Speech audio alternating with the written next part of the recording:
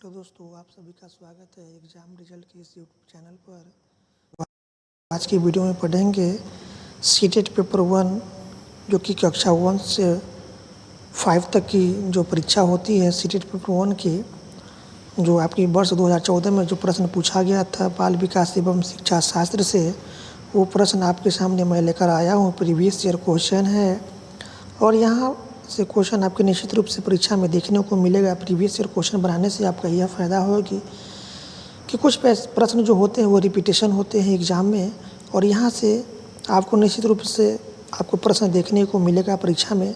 तो इसी को देखते हुए हम आपके लिए प्रीवियस ईयर क्वेश्चन लेकर आया हूँ सीटेट पेपर 1 की। और आपको हम 2011 से लेकर 2024 तक में जितने भी सीटेट पेपर 1 में जो परीक्षा में प्रश्न पूछा गया था वो सभी प्रश्न हम आपके सामने लेकर आऊँगा, ठीक है। तो 2011, 12, 13 हम पढ़ा चुके हैं। वीडियो नहीं देखे हैं तो जाकर वीडियो देख लीजिएगा। और आज हम आपको शुरुआत करेंगे 2014 में जो प्रश्न पूछा गया था सीटीपी बाल विकास शिक्षा शास्त्र से, वो प्रश्न हम आपके सामने लेकर आज आया हूँ इस वीडियो में। चलिए शुरुआत करते हैं पहला प्रश्न से। पहला प्रश्न दिया हुआ है आपके सामने। केमासीबो सीबीएसई द्वारा अपनाए गए प्रगतिशील शिक्षा के प्रतिमान में बच्चों का सामाजिकरण जिस प्रकार से किया जाता है उससे अपेक्षा की जा सकती है। तो यह होगा आपका राइट आंसर 2। वे सामाजिक कार्य में सक्रिय भागीदारिता का निर्वाह करें तथा सामाजिक कौशल सीखे। ऑप्शन 2 इसका राइट आंसर हो जाएगा। अगला प्रश्न है आपके सामने दिया हुआ प्रश्न कहता है निम्नलिखित में से कौन सा वाइगोत्स्की के सामाजिक सांस्कृतिक सिद्धांत पर आधारित है। तो यह आपका पारस्परिक शिक्षण, ठीक है। ऑप्शन 2 इसका राइट आंसर हो जाएगा। चलते हैं नेक्स्ट प्रश्न की तरफ। अगला प्रश्न है एक शिक्षिका अपनी कक्षा से कहती है सभी प्रकार के प्रदत्त कार्यों का निर्माण इस प्रकार किया गया है कि प्रत्येक विद्यार्थी अधिक प्रभावशाली ढंग से सीख सके, अतः सभी विद्यार्थी बिना किसी अन्य कार्य की सहायता से अपना कार्य पूर्ण करें। वह कोहलबर्ग के किस नैतिक विकास के चरण की ओर संकेत दे रही है। तो इसका ऑप्शन हो जाएगा ऑप्शन 1 औपचारिक चरण 4 कानून और व्यवस्था। ऑप्शन 1 इसका राइट आंसर हो जाएगा। चलते हैं नेक्स्ट प्रश्न की तरफ। अगला प्रश्न है कि 14 वर्षीय देविका अपने आप से पृथक स्वनियंत्रित व्यक्ति की भावना को विकसित करने का प्रयास कर रही है।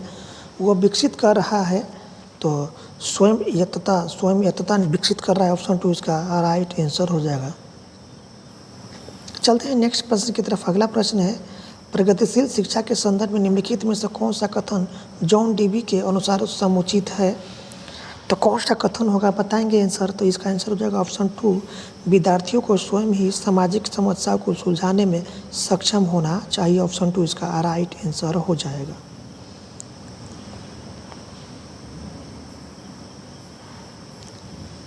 चलते हैं नेक्स्ट प्रश्न की तरफ। अगला प्रश्न है आपके सामने।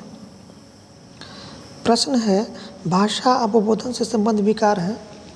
तो भाषा अवबोधन से संबंध विकार है आपका भाषाघात। ऑप्शन 4 इसका राइट आंसर हो जाएगा भाषाघात।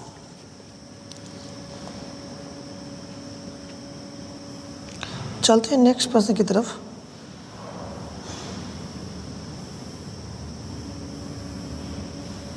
अगला प्रश्न है,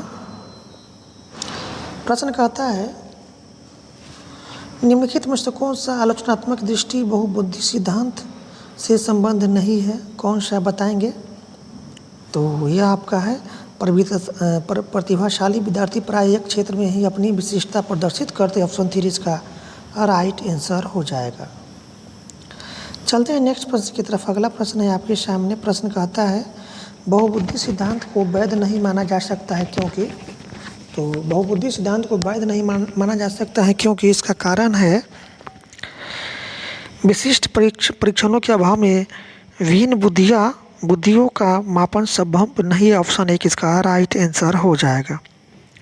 चलते हैं नेक्स्ट प्रश्न की तरफ। अगला प्रश्न है कक्षा में विद्यार्थियों के व्यक्तिक विभेद। तो व्यक्तिक विभेद क्या है आपका। ऑप्शन 4 इसका राइट आंसर हो जाएगा लाभकारी है क्योंकि विद्यार्थियों की संज्ञानात्मक संरचना को खोजने में अध्यापकों को प्रवृत्त करते। ऑप्शन 4 इसका राइट आंसर हो जाएगा।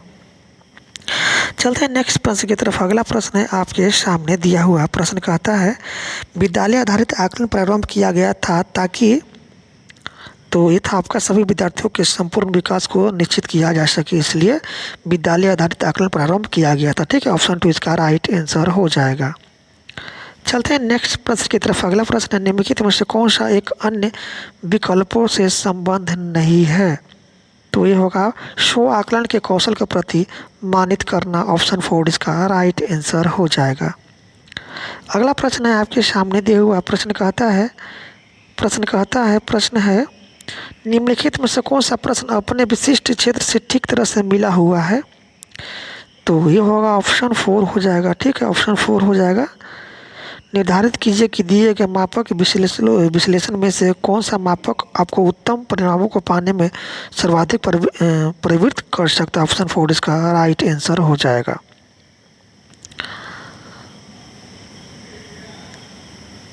ऑप्शन 4 इसका राइट आंसर हो जाएगा।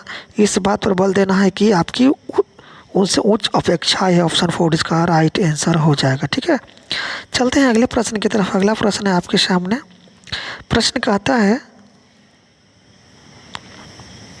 प्रश्न 13 नंबर यहाँ पर दिया हुआ प्रश्न कहता है, प्रश्न है कि निम्नलिखित में से कौन सी सर्वाधिक प्रभावकारी विधि हो सकती है जो आपकी इस अपेक्षा को पूरी कर सके कि वंचित विद्यार्थी अपनी भागीदारिता द्वारा सफल हो सके, तो यहाँ पर हो जाएगा ऑप्शन 4 इसका राइट आंसर हो जाएगा। इस बात पर बल देना है कि आपकी उनसे उच्च अपेक्षाएं हैं। ठीक है, ऑप्शन 4 इसका राइट आंसर हो जाएगा। अगले प्रश्न की तरफ चलते हैं। अगला प्रश्न है निम्नलिखित में से कौन सा विकासात्मक विकार का उदाहरण नहीं है, तो ये आपका है पर अभिघातज तनाव। ठीक है, ये आपका विकासात्मक विकार का उदाहरण नहीं, ऑप्शन 3 इसका राइट आंसर हो जाएगा। चलते हैं नेक्स्ट प्रश्न की तरफ। अगला प्रश्न है बहु शिक्षण शास्त्रीय तकनीकी वर्गीकृत अधिगम सामग्री बहु आकलन तकनीकी तथा परिवर्तनीय जटिलता एवं सामग्री का स्वरूप निम्नलिखित में से किस संबंध है, तो यह हो जाएगा ऑप्शन 3 विभेदित अनुदेशन। चलते हैं नेक्स्ट प्रश्न की तरफ। अगला प्रश्न है आपके सामने दिया हुआ प्रश्न कहता है निम्नलिखित में से प्रतिभाशाली अधिगमकर्ताओं के लिए क्या समुचित है, तो यह आपका अपनी उच्च स्तरीय संवेदनात्मक के कारण वे भी निम्न श्रेणी पा सकते, ऑप्शन 3 इसका राइट आंसर हो जाएगा। चलते हैं नेक्स्ट प्रश्न की तरफ। अगला प्रश्न है आपके सामने विद्यालयों में समावेशन मुख्यतः केंद्रित होता है, तो विद्यालयों में समावेशन मुख्यतः केंद्रित होता है विशिष्ट श्रेणी वाले बच्चों के लिए अति सूक्ष्म प्रावधानों के निर्माण पर। ठीक है, ऑप्शन 1 इसका राइट आंसर हो जाएगा। चलते हैं नेक्स्ट प्रश्न की तरफ। अगला प्रश्न है आपके सामने। प्रश्न कहता है कि बच्चों में सीखी गई निसहायता का कारण है, तो यह आपका इस व्यवहार को अर्जित कर लेना कि वे सफल नहीं हो सकते, ऑप्शन 1 इसका राइट आंसर हो जाएगा। चलते हैं नेक्स्ट प्रश्न की तरफ। अगला प्रश्न है आपके सामने। प्रश्न है यदि एक विद्यार्थी विद्यालय में लगातार निम्नतर श्रेणी प्राप्त करता है तो उसके अभिभावक को उसकी सहायता हेतु परामर्श दिया जा सकता है कि, तो ये होगा आपका वो अध्यापकों को घनिष्ठ संगति में कार्य करे, ऑप्शन 1 इसका राइट आंसर हो जाएगा। अगला प्रश्न है आपके सामने। प्रश्न कहता है निम्नलिखित में से समस्या समाधान को क्या बाधित नहीं करता है, तो समस्या समाधान को बाधित नहीं करता है ये आपका अंतर्दृष्टि, ऑप्शन 1 इसका राइट आंसर हो जाएगा। अगला प्रश्न है आपके सामने। प्रश्न कहता है एक शिक्षिका पाठ को पूर्वगठित पाठ से जोड़ते हुए बच्चों को सारांश लिखना सिखा रही है, वह क्या कर रही है, तो वह जो है आपका वह बच्चों को पाठ समझने की स्वशैली विकसित करने में सहायता कर रही है, ऑप्शन 1 इसका राइट आंसर हो जाएगा। चलते हैं अगले प्रश्न की तरफ। अगला प्रश्न है आपके सामने। प्रश्न है एक बच्चा अपनी मातृभाषा सीख रहा है, वह दूसरा बच्चा वही भाषा द्वितीय भाषा के रूप में सीख रहा है, दोनों निम्नलिखित में से कौन सी समान प्रकार की त्रुटि कर सकते हैं, तो यह होगा आपका विकासात्मक। ठीक है, विकासात्मक त्रुटि कर सकता है, ऑप्शन 3 इसका राइट आंसर हो जाएगा। चलते हैं अगले प्रश्न की तरफ। अगला प्रश्न है परीक्षा में तनाव निष्पत्ति को प्रभावित करता है, यह तथ्य निम्नलिखित में से किस प्रकार के संबंध को स्पष्ट करता है, तो इसका ऑप्शन हो जाएगा आपका एक संज्ञान भावना। ठीक है, चलते हैं नेक्स्ट प्रश्न की तरफ। अगला प्रश्न है आपके सामने। प्रश्न